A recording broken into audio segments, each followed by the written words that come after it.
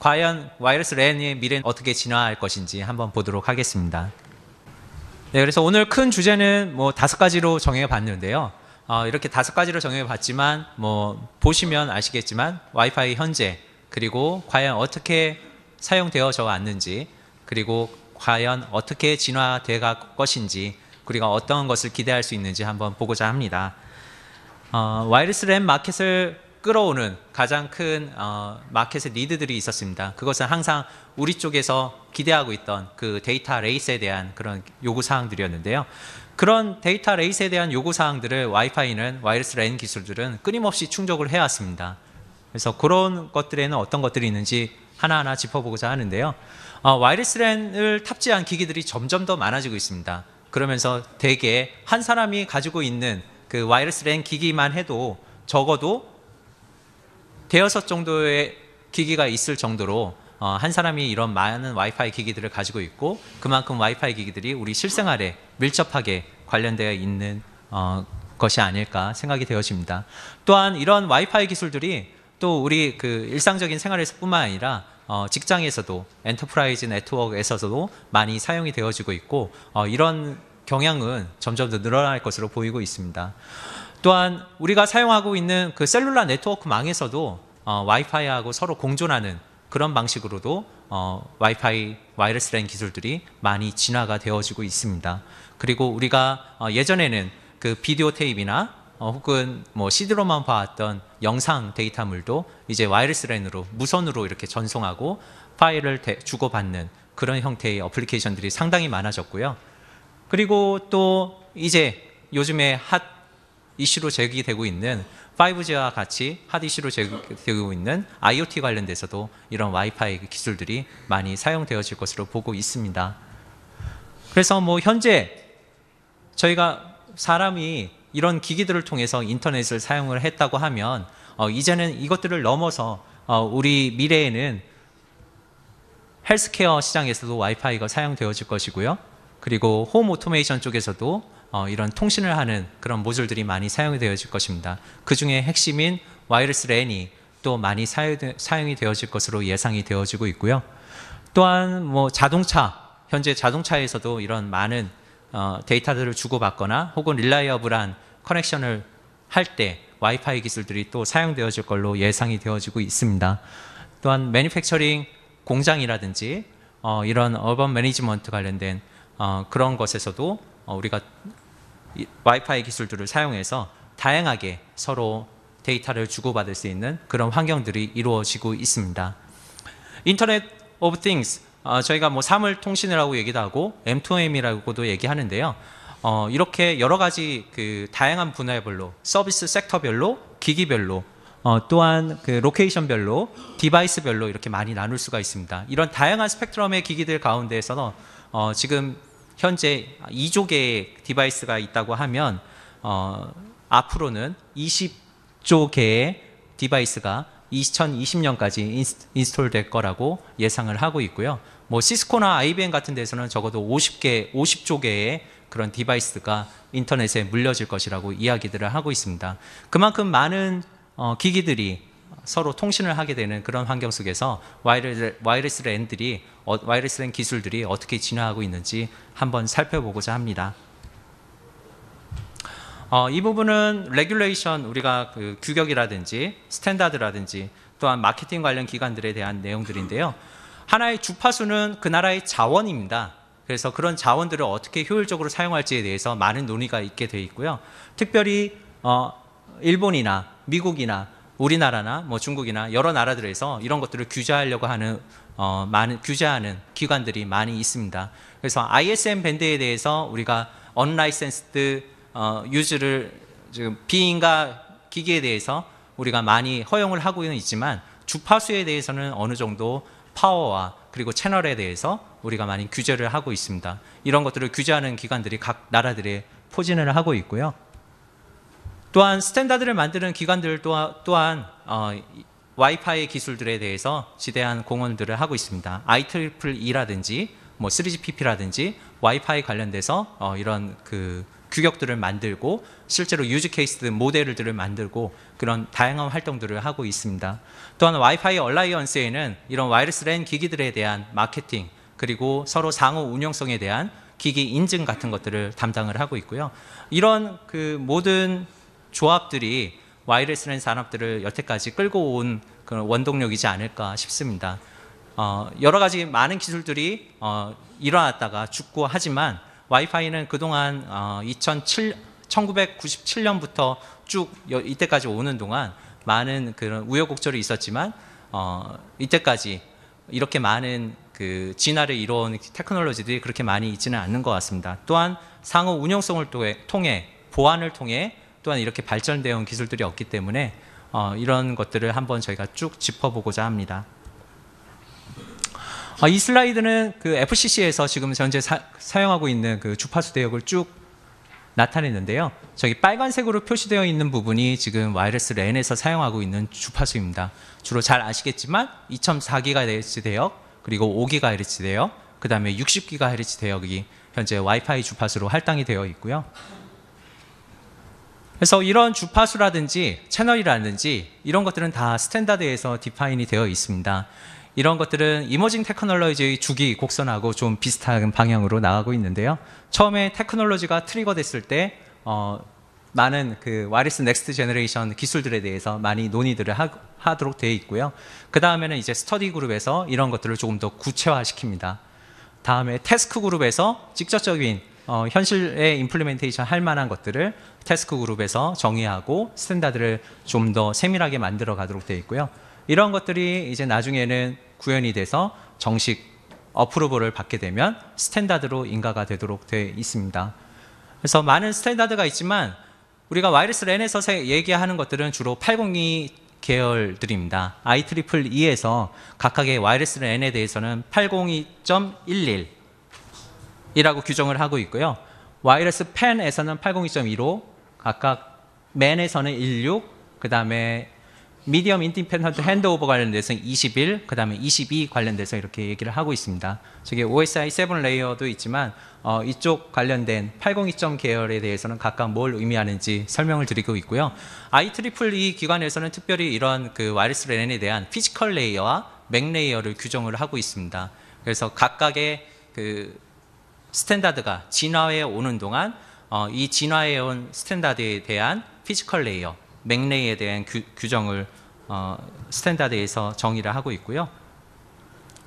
히스토리를 보면 이렇습니다. 처음에 와이어리스 랜이 이제 태동이 되었을 때 초창기에는 그 FCC에서 이런 그 ISM 밴드에 대한 비인가 기기에 대해서 공표를 했습니다. 이것이 이제 계기가 돼서 네덜란드에 있는 AT&T 그리고 NCR 회사라는 회사에서 802.11을 개발을 처음 시작을 했고요.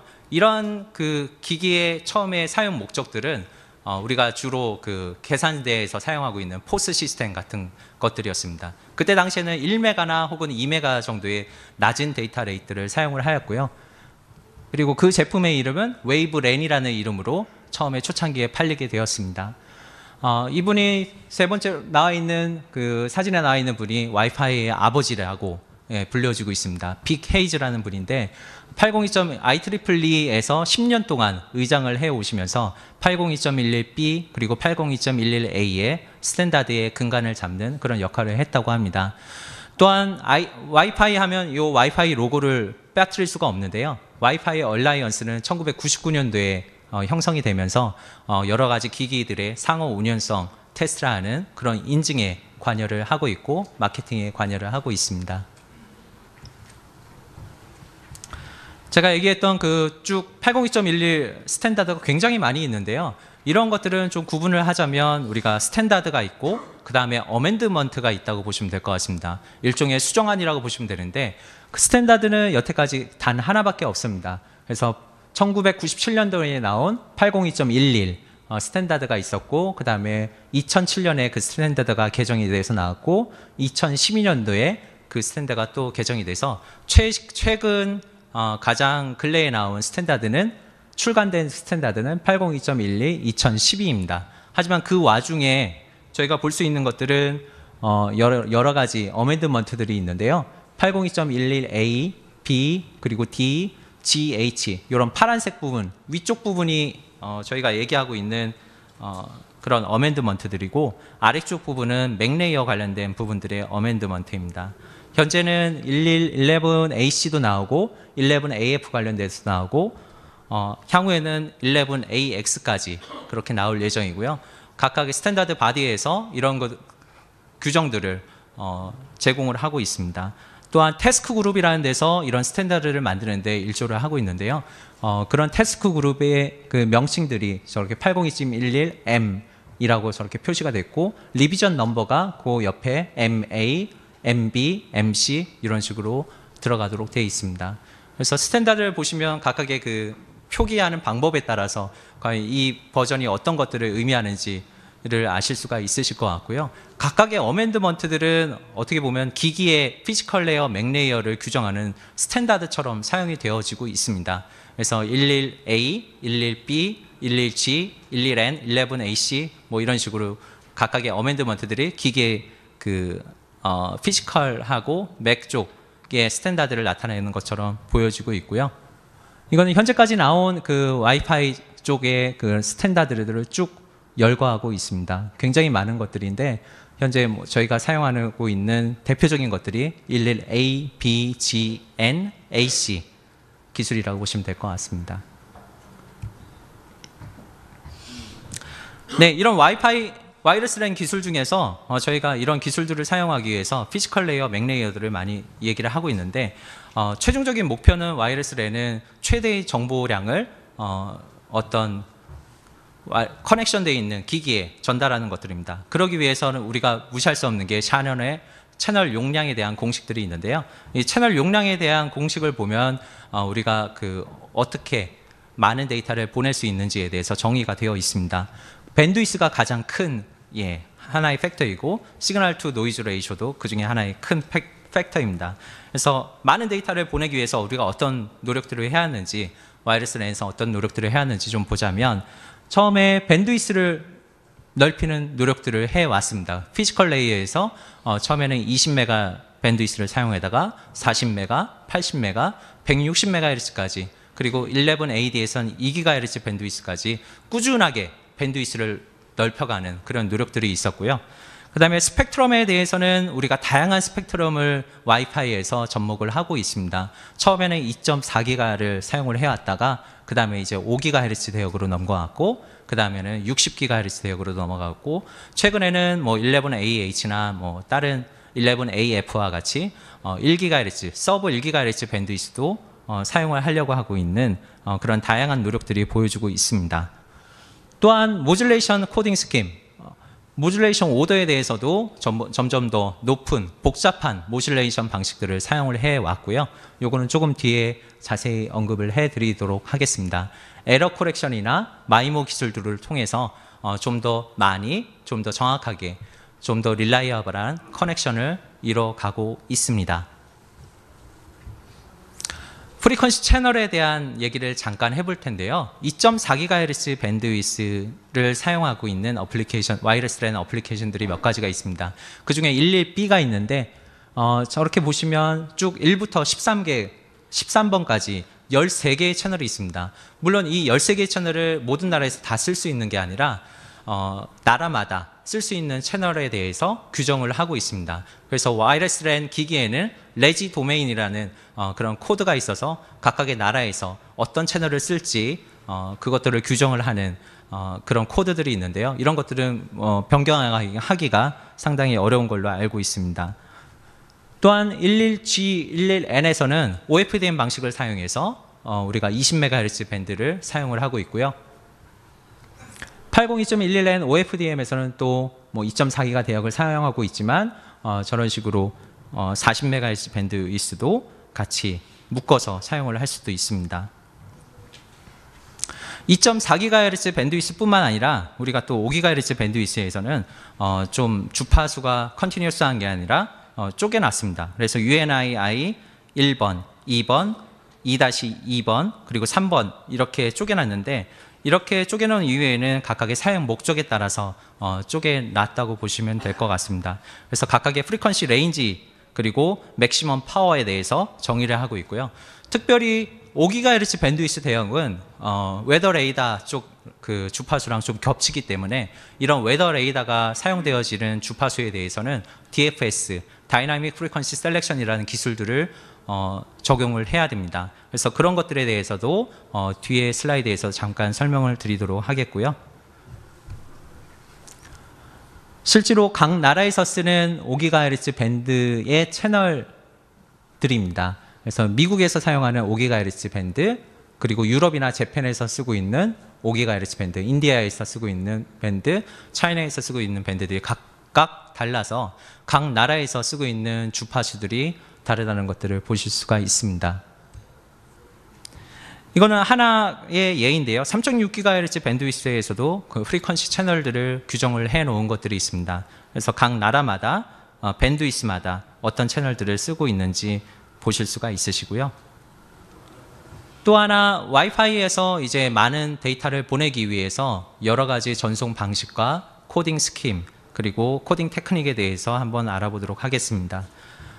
802.11b에서 시작할 수가 있는데요. 처음에 뭐 FHSS 방식이라든지 DSS 방식을 사용하여서 와이파이에서 전송량을 높이고 에러 없이 서로 주고받을 수 있는 통신 환경을 만들어 왔습니다. 그 다음에 이제 CCK로 넘어가고, 그 다음에 PBCC 방식을 사용하다가 결국에는 이제 11A나 11G, 11N에서 OFDM 방식을 사용을 해왔고요.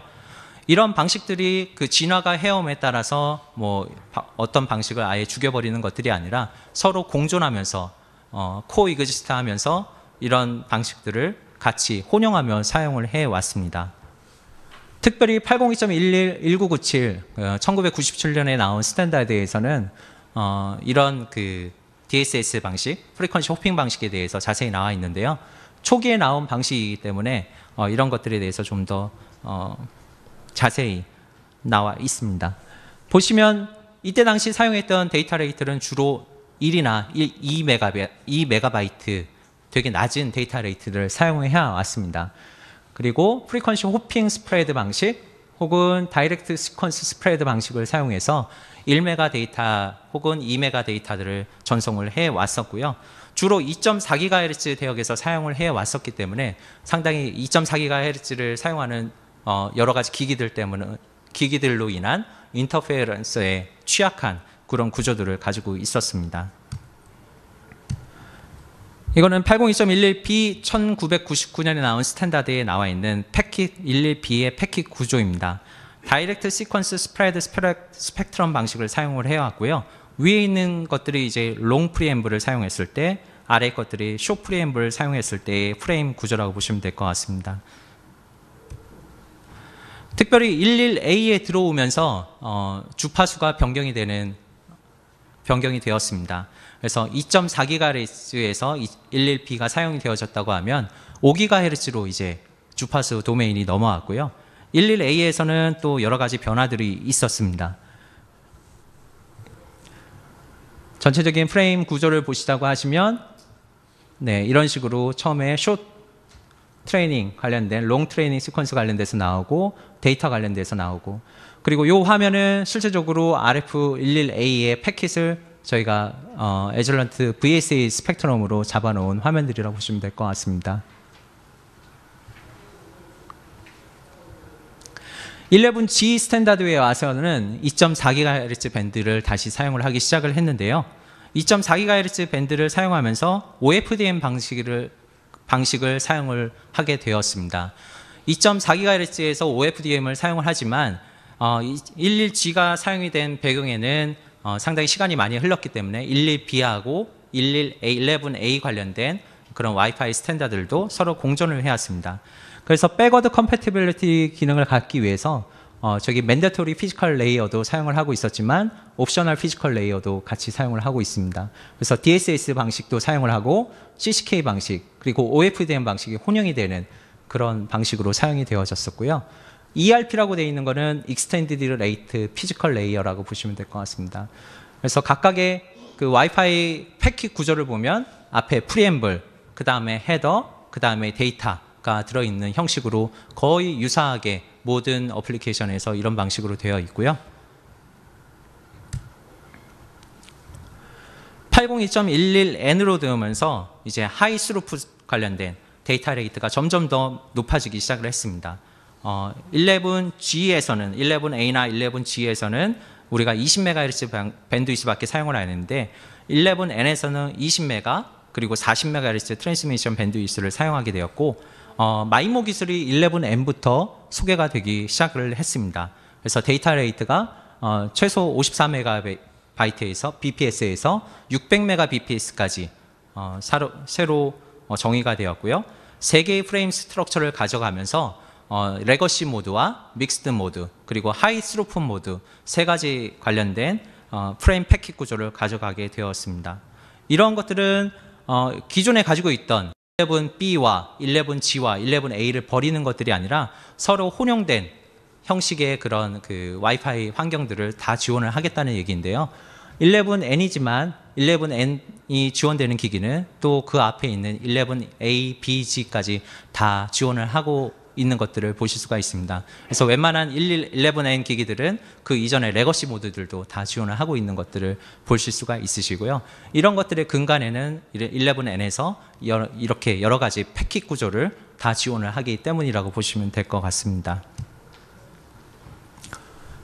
요거는 11N의 그 테크놀로지들을 피처 바이 피처로 이렇게 쭉 분석을 해놓은 것들인데요. 왼쪽 게 이제 맨데토리로 사용되어지는 피지컬 레이어의 피처들이라고 보시면 될 것 같고, 옵셔널로 40MHz 밴드위스도 사용을 하실 수가 있습니다. 이렇게 밴드위스를 많이 사용하면 사용할수록 더 좋은 장점 중에 하나가 서브 캐리어 개수가 점점 늘어날 수가 있습니다. 서브 캐리어 개수가 점점 더 많이 늘어나게 되면 우리가 데이터를 실어서 많이 보낼 수도 있고, 또한 이런 데이터를 실어서 많이 보낼 수 있게 되면 저희가 또 데이터 레이트 또한 높아지기 때문에 많은 데이터들을 한꺼번에 실어서 보낼 수 있는 그런 장점들이 있습니다. 그리고 최근에 와서 802.11ac에 대한 기술들이 소개가 되었는데요. 2013년도에 어멘드먼트가 나와서 최종적으로 2014년 7월에 스탠다드가 릴리즈가 되었습니다. 그래서 여기에서는 최소 미니멈 베리 하이 스루풋이라고 해서 1GBps를 보내는 걸로 목표를 잡고 있고요. 그래서 요즘 많이 광고에 나오지만 기가 와이파이라고 얘기하는 것들이 11AC 기술을 근간으로 하고 있습니다. 더 넓은 채널을 사용하고 있고요. 더 넓은 모듈레이션 코딩 스킴을 사용을 하고 있습니다. 그래서 더 많은 전송량을 보낼 수가 있고요. 80MHz가 기본으로 사용이 되어지고 있고 160MHz 밴드위스가 옵셔널로 사용되고 있습니다. 물론 80+80 넌 컨티규어스 밴드위스도 지정이 되어 있고요. 또한 더 많은 스페이셜 스트림을 지원을 하도록 되어 있는데요. 11N에서 4개까지 지원됐다고 하면 11AC는 8개까지 지원이 되도록 되어 있습니다. 또한 모듈레이션 방식도 256함까지 사용을 하게 되어 있고, 웨이브 1에서는 256함까지 사용을 하고 있지만 웨이브 2에서는 1024함까지 QAM 신호까지 전송 방식으로 사용을 하실 수가 있습니다. 또한 멀티 유저 마이모에 대한 그런 기법들도 11AC에서 새로 제정이 돼서 우리가 사용되어지는 것들을 보실 수가 있으시고요. 이거는 이제 일례로 저희 쪽 장비에서 1023팜까지 지원 분석할 모듈레이션을 분석하는 그런 화면을 캡처한 화면입니다. 그래서 저기 보시겠지만 1023팜 EVM을 분석하는 화면을 보실 수가 있으시고요.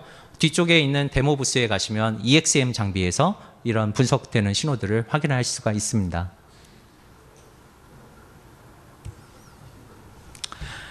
11AC 기술의 그 채널라이제이션 관련돼서 잠깐 말씀드리도록 하겠습니다. 11AC 채널라이제이션에서는 2.4기가는 사용이 되어지지 않고 5GHz 밴드만 사용을 하도록 되어 있습니다.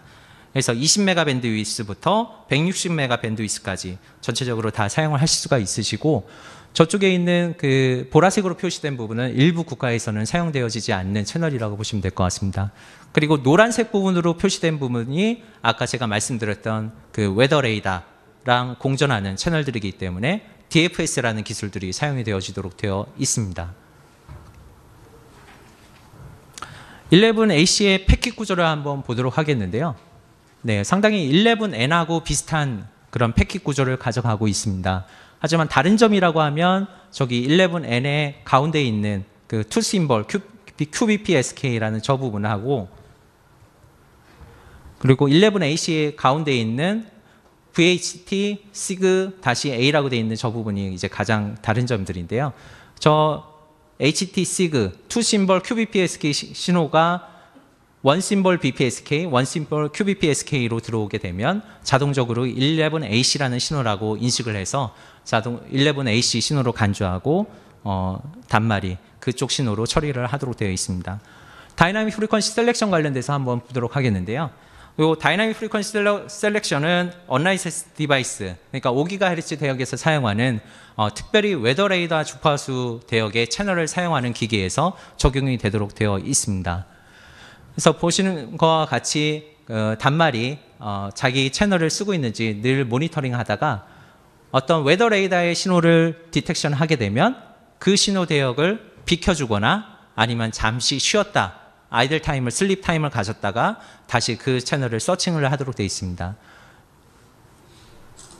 네, 이러한 방식으로 DFS가 이제 구현이 되어 있고요. 5GHz 밴드위스를 사용하는 기기들이라고 하면 특별히 웨더 레이더 주파수를 사용하는 기기라고 하면 이런 DFS에 대한 테스트도 한 번쯤 하셔야 되는 레귤레이션 관련된 테스트이므로 꼭 하셔야 되는 그런 측정 항목이라고 보시면 될 것 같습니다. 그래서 이런 항목들은 이렇게 저희가 장비들을 꾸미실 수가 있으시고요. 뒤편에 있는 데모 부스에 또한 이런 거에 대한 그 데모 관련된 저희가 자료들이 있으니까 궁금하신 점 있으시면 데모 부스에서 한번 같이 이야기를 나눴으면 좋을 것 같습니다. 그래서 기본적으로 스펙트럼 시그젠 장비로 구성이 되어 있고요. 이 스펙트럼 시그젠 장비들은 각각의 그 스펙에서 구성하고 있는 블록 다이어그램에 의해서 서로 연결되어지도록 되어 있습니다. 그래서 UUT와 클라이언트가 구성이 되어 있고 와이파이 커넥션이 되어 있는 가운데 어떤 레이더 신호, 어떤 펄스 신호가 들어오게 되면 그 채널에 대해서 전송을 중지하고 쭉 전송이 안 되어지는 그런 것들을 확인하는 테스트 항목이라고 보시면 될 것 같습니다. 또한 IoT 관련돼서도 와이파이가 많이 사용되어지고 있는데요. 최근에 또 와이파이 관련된 그런 어플리케이션 중에 하나가 자동차에서 사용되어지는 와이파이입니다. 우리가 얘기하고 있기로는 802.11P라고도 얘기하고 있고 웨이브라고도 얘기하고 있고 ITS, DSRC, VTX, V2X 이런 다양한 용어로 불리고 있는데 결국은 와이파이 기술 중에 하나라고 보시면 될 것 같습니다.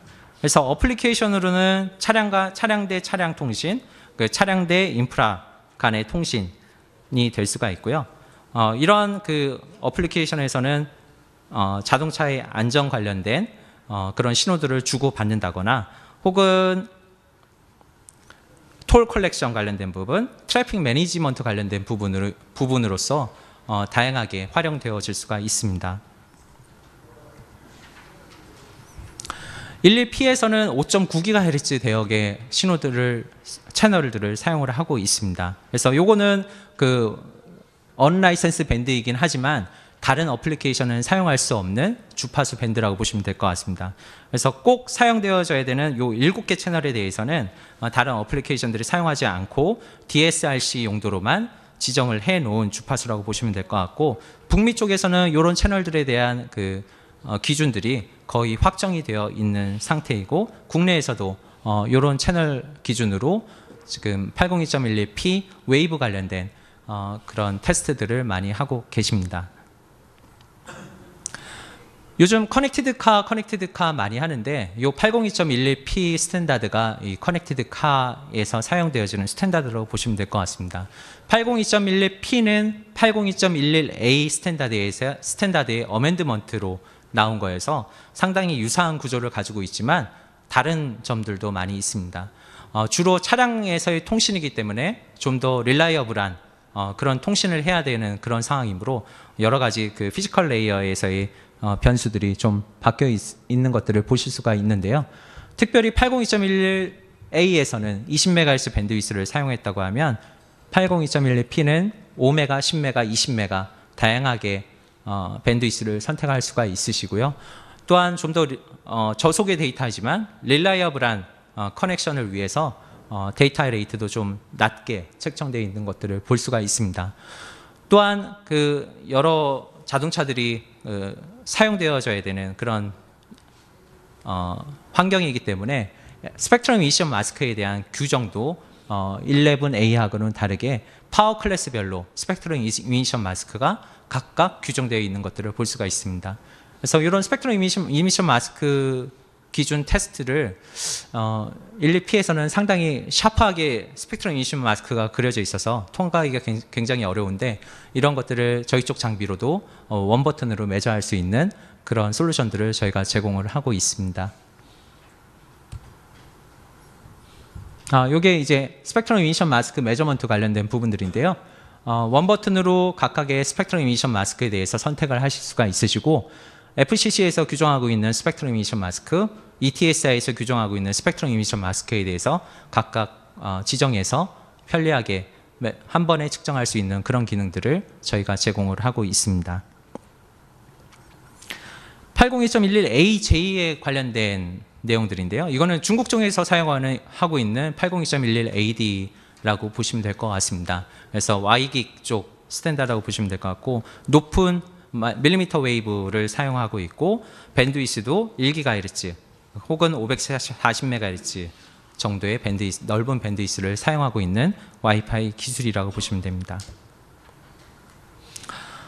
이 슬라이드는 각각의 피지컬 데이터의 레이트가 어떻게 변화하고 있는지, 각각의 규격에서 어떻게 변화하고 있는지를 보여주는 그래프인데요. 서로 비교하시기가 좀 편리할 것 같습니다. 802.11 레거시 스탠다드에서는 굉장히 1메가나 2메가 굉장히 낮은 데이터 레이트를 주고받을 수 있는데, 점점 와이파이 기술들이 진화함에 따라서 기가 bps까지, 또한 최대 11AC 웨이브 2에서는 6.9 기가 bps까지 지원을 할 수 있고, 11AD에서도 상당히 높은 데이터 레이트를 주고받을 수가 있습니다.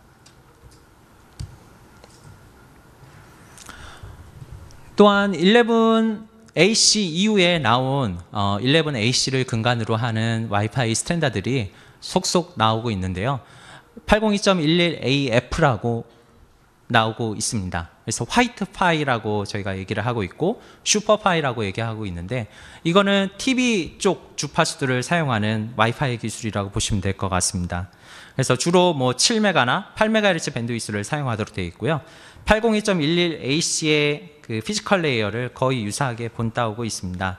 그래서 모듈레이션 레이트라든지 이런 것들이 802.11AC와 거의 유사한 방식으로 사용이 되어지고 있고요.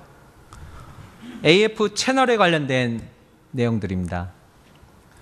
우리가 여러 가지 채널들을 사용을 하고 있지만 11AF에서도 여러 주파수 대역을 사용을 하고 있는데요. 네, 802.11AF에서도 이런 채널, 여러 가지 밴드위스가 있고, 또한 채널들을 사용을 하도록 되어 있습니다. 한 가지 특이한 점은 그 LTE에서와 같이 캐리어 애그리게이션 같은 그런 방식들을 사용을 할 수가 있습니다. 그래서 인접한 채널들을 2개 묶어서 사용하실 수도 있으시고, 또한 떨어진 밴드의 채널들도 이런 방식으로 하나 혹은 2개씩 묶어서 사용할 수 있는 그런 장점들이 있습니다. 또한 11AH, 제가 앞에서도 말씀드렸지만 센서 네트워크에 사용할 수 있는 11AH 기술들도 새롭게 나와서 서브 1GHz 대역에서 저희가 사용을 할 수가 있고, 이러한 것들은 이제 센서 네트워크나 아웃도어 와이파이에서 사용되어질 수 있는 어플리케이션으로 사용되어지고 있습니다. 현재 AH에서는 2가지 큰 그 어플리케이션으로 나눠질 수가 있는데요. 아까도 말씀드렸지만 센서 네트워크에서는 작은 밴드위스를 지원함으로써 배터리 라이프를 좀 더 길게 할 수 있는 그런 장점들이 있고, 또한 와이어리스 아웃도어 AP 같은 경우는 4유저, 멀티 유저 마이모 기능들을 이용해서 야외에서 좀 더 컨제스티드된 환경하에서 우리가 많은 유저들을 수용할 수 있는 그런 기술들을 지정을 하고 있습니다. 802.11AH 채널라이제이션 관련된 부분들인데요. 각각의 나라마다, 각 나라마다 사용하려고 하고 있는 그런 채널들이 다양하게 포진되어 있는 것들을 확인할 수가 있습니다. 그래서 보시면 방금 전에도 말씀드렸듯이 위쪽에 있는 부분이 맨데터리로 사용되어지는 센서 네트워크에서 사용되어지는 채널 밴드위스라고 보시면 될 것 같고, 밑에 좀 더 넓은 밴드위스는 이제 옵셔널로 하이어 데이터 레이트를 지원하는 채널 밴드위스라고 보시면 될 것 같습니다. AH 또한 11AC를 기반으로 하고 있기 때문에 11AC와 유사한 점도 있고 다른 점들도 있습니다. 가장 큰 다른 점은 이제 이런 채널 밴드위스들을 사용한다는 것들이고요. 이런 11AH에 대한 기술들도 저희가 원버튼 메저먼트들로 지원을 할 수가 있습니다. 저쪽에 그 뒤쪽 부분에 보시면은 우리가 EXM이라는 장비에서 11AH 관련된 원버튼 메저먼트들을 보실 수가 있으시고 데모도 보실 수가 있습니다. 그래서 와이파이는 정리하자면 상당히 많은 기능들을 내재하고 있습니다. 그래서 과거에서부터 현재까지 오는 동안 여러 가지 과정들을 거치고 있지만 과거의 것들을 버리지 않고 꾸준히 현재의 테크놀로지와 접속해가며 서로 인터오퍼러빌리티 기능들을 가지고 있고요. 최대 채널 용량을 가져가기 위해서 밴드위스를 넓힌다거나 혹은 모듈레이션 코딩 스킴을 높이는 그런 다양한 노력들을 해왔습니다. 그래서 이거는 뭐 한 가지 그 와이파이에 대해서 그 특징들을 얘기하는 뭐 건데요. 와이파이랑 우리가 사용하고 있는 공중 화장실이랑 비교한 것들입니다. 그만큼 와이파이가 우리 생활 속에서 뗄래야 뗄 수 없는 그런 그 테크놀로지라고 얘기할 수 있는 반면 또한 우리가 깨끗하게 사용하지 않으면 다른 사람들에게 폐가 될 수 있는 그리고 공공의 자산이라는 그런 개념들을 갖고 있는 내용들입니다. 시간 관계상 뭐 여러 다 읽어드리지는 못하겠고요. 한번 시간 되실 때 한번 보시면 좋을 것 같습니다. 네, 이것으로 전체적으로 와이파이 관련된 내용들에 대해서 한번 알아봤고요. 오늘 세미나에 와주셔서 정말 감사하고요. 이걸로 세미나 마치도록 하겠습니다. 감사합니다.